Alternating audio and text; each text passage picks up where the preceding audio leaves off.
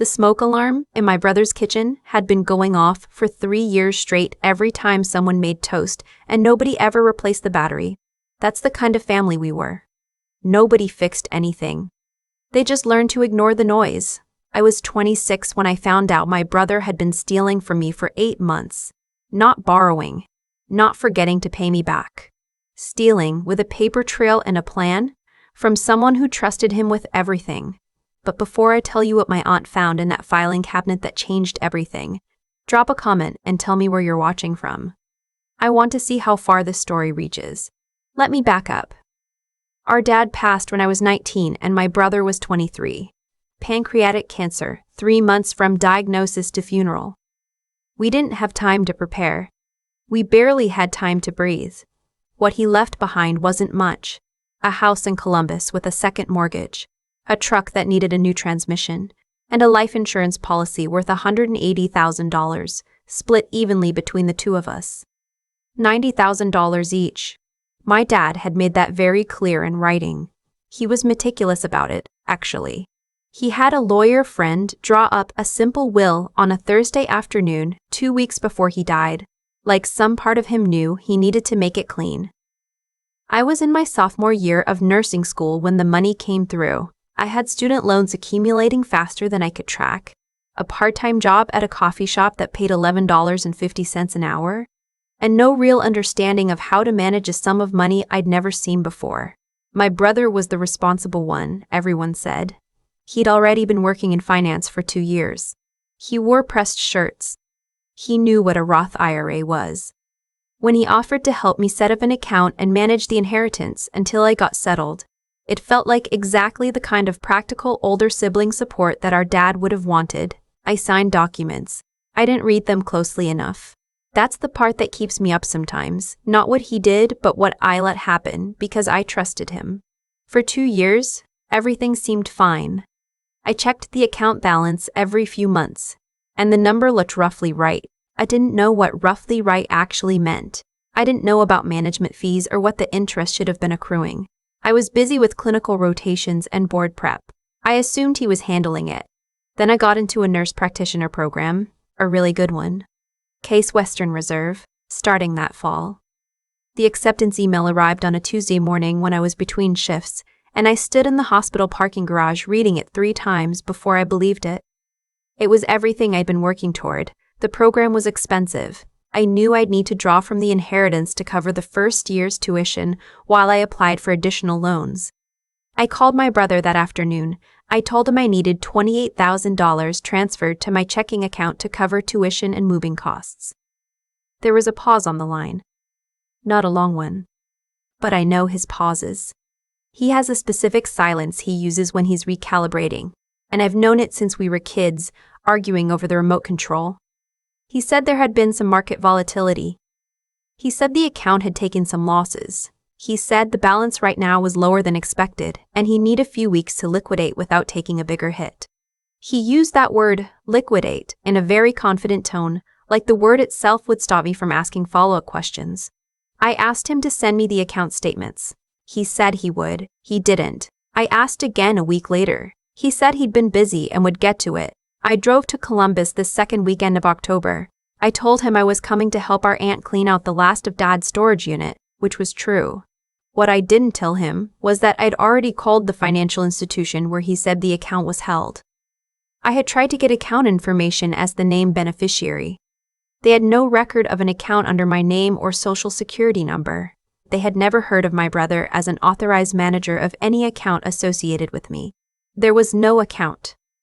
Our aunt is 61 years old, drives a 2019 Subaru Outback, and has worked for the Franklin County court system for 32 years. She is not a person who panics.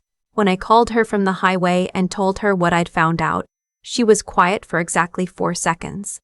"Come straight here," she said. "Don't go to his house first." When I pulled into her driveway, she was already standing on the porch with a folder in her hand. She had been doing her own looking. She had started 6 weeks earlier, actually.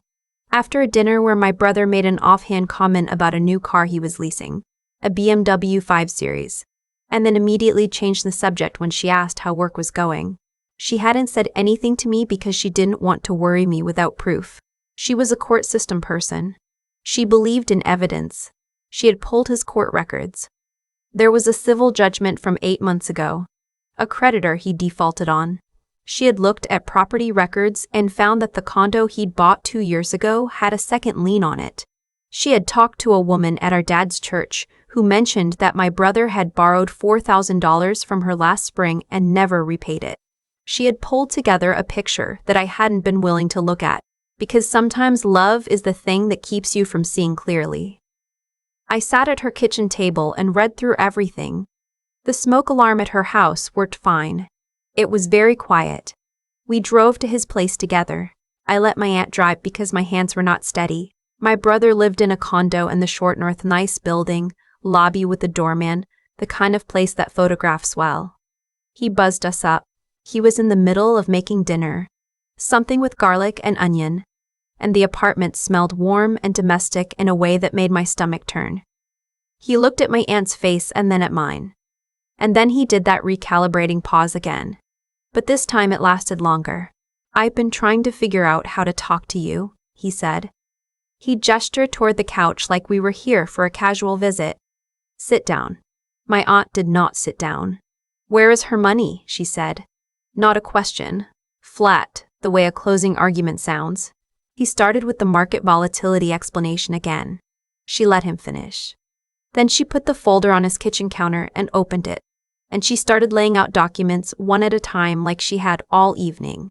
The judgment, the lien, a bank statement she had legally obtained through a process I still don't fully understand, but apparently she had the connections to pursue.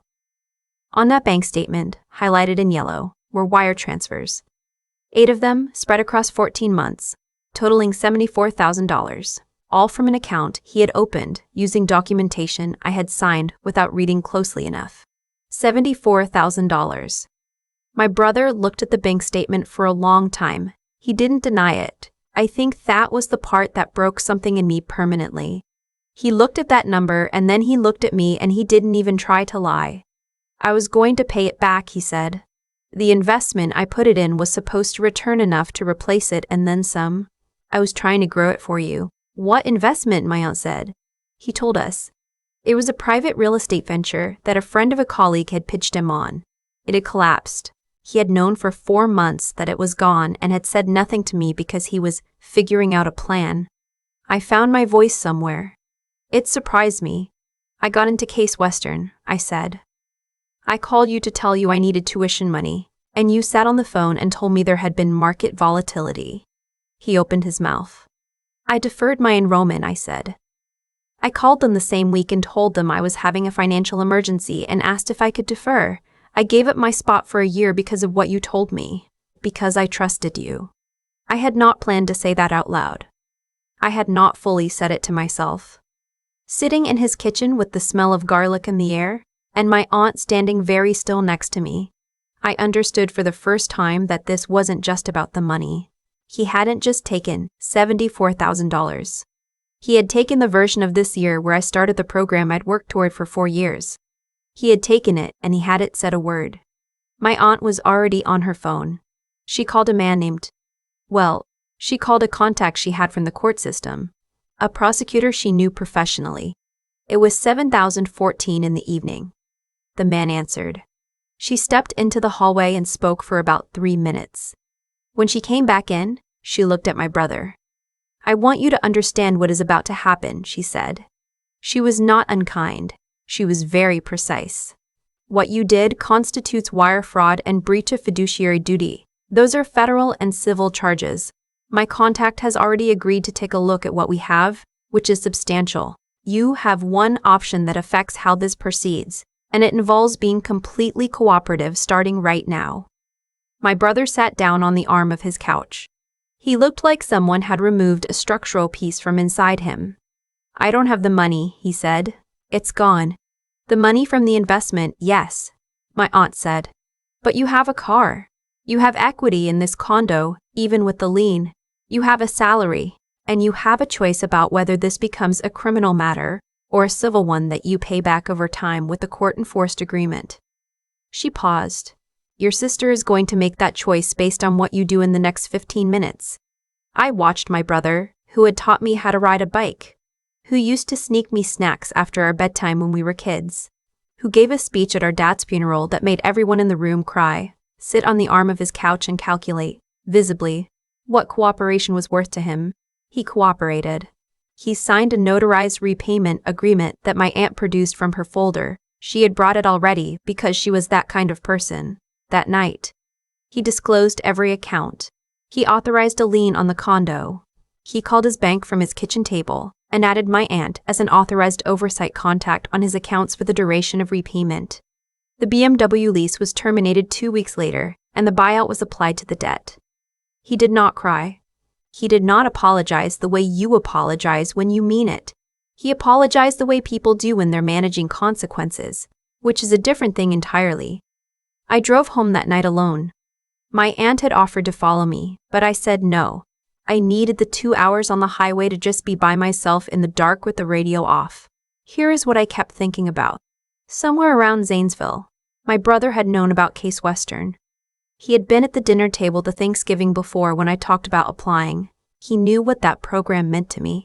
He knew when I called him in October exactly what I was asking that money for. He let me defer anyway. There's a particular kind of pain that doesn't come from being hurt by a stranger. It comes from realizing that someone who loved you, or someone you believed loved you, made a calculation in which your future was an acceptable variable to sacrifice for their own problem. It's not grief exactly. It's more like a reclassification. You have to go back through all your memories and re-examine them with updated information, and that is an exhausting and disorienting thing to do at 70 miles an hour on I-70 East at 10 o'clock at night. I called Case Western the following Monday. I explained the situation in the most professional terms I could manage. I spoke with someone in the graduate admissions office who transferred me to someone in the dean's office who transferred me to someone else. I told them I had deferred due to a financial emergency involving the mismanagement of inherited funds, that the matter was now in legal resolution, and that I was requesting consideration for reinstatement for the upcoming spring cohort. I want to be honest. I did not expect it to work. It worked. They reinstated me for the January cohort, with a note in my file that the deferral had been due to circumstances outside my control. The financial aid office helped me restructure my loan package. I started in January. 6 weeks after that conversation in my brother's kitchen. The repayment is ongoing. My aunt monitors it. The civil agreement has teeth. If he misses a payment, the criminal referral goes forward automatically, and he knows it. He has not missed a payment. We don't talk. I'm not sure we will for a long time. Maybe ever. People ask me if I'm angry, and I tell them the truth, which is that I'm past anger. Anger takes energy. What I feel now is something quieter. A kind of clarity about who I am and who I'm not, and what I'm willing to accept from the people who are supposed to love me. My dad would have been devastated. I know that because I knew my dad. He was meticulous.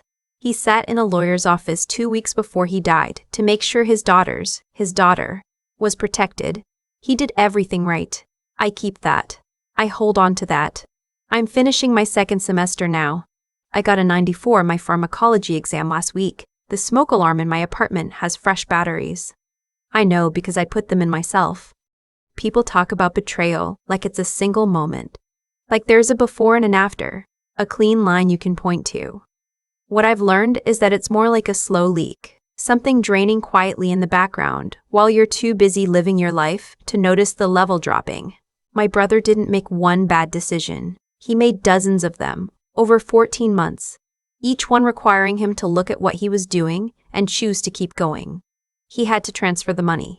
He had to open the statements. He had to listen to me talk about Case Western at Thanksgiving dinner and say nothing. He had to pick up the phone when I called in October and perform concern while I told him I needed my own inheritance to pay for my future. Every single one of those moments was a choice. That's what I sit with. Not that he was weak or desperate or in over his head, though all of that may be true. It's that he chose, repeatedly, with full knowledge of what he was taking. And I think that's where the real lesson is, if there is one. Not about trust, exactly. About attention. I had stopped paying attention. I had handed someone else the wheel of something that mattered to me, because it felt easier, because he presented himself as capable. Because I was tired and busy, and I wanted to believe the people I love are who I think they are. That's not naivety.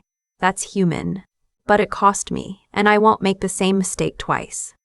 My aunt paid attention when I wasn't. She noticed a leased BMW and an evasive answer at a dinner table, and she didn't let it go. She didn't accuse anyone, she didn't make a scene. She quietly built a picture from public records and phone calls, and 32 years of understanding how consequences work. That's a kind of intelligence I deeply respect. The kind that is patient, methodical, and completely uninterested in drama for its own sake.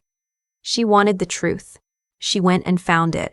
I think about the version of me that never made that call to the financial institution. The version that accepted market volatility and waited a few more weeks, and then a few more. That version defers not just for a semester, but maybe forever, because the right moment never quite comes, because the money is always almost recovered, because it's easier to believe someone who tells you what you want to hear. I was close to being that version. The only thing that stopped me was a feeling I almost talked myself out of. That specific silence on the phone where I heard him recalibrating. I listened to that feeling. I drove to Columbus. My aunt had a folder already prepared. The rest followed from there. What I know now, having come out the other side of it, is that resilience isn't really about being tough. It's about continuing to move after something has genuinely broken you open, not because you've recovered, but because stopping isn't actually an option if you still want the life you were building. I started at Case Western in January. I didn't feel triumphant about it. I felt tired and a little hollowed out, and also deeply grateful for a pharmacology professor who explained enzyme kinetics with such enthusiasm that I forgot for 50 minutes that any of this had happened. That was enough. You don't need to feel like a comeback story. You just need to show up to the next thing. The filing cabinet my aunt opened didn't just have bank statements in it. It had the truth. And the truth, even when it's painful, gives you something to actually work with.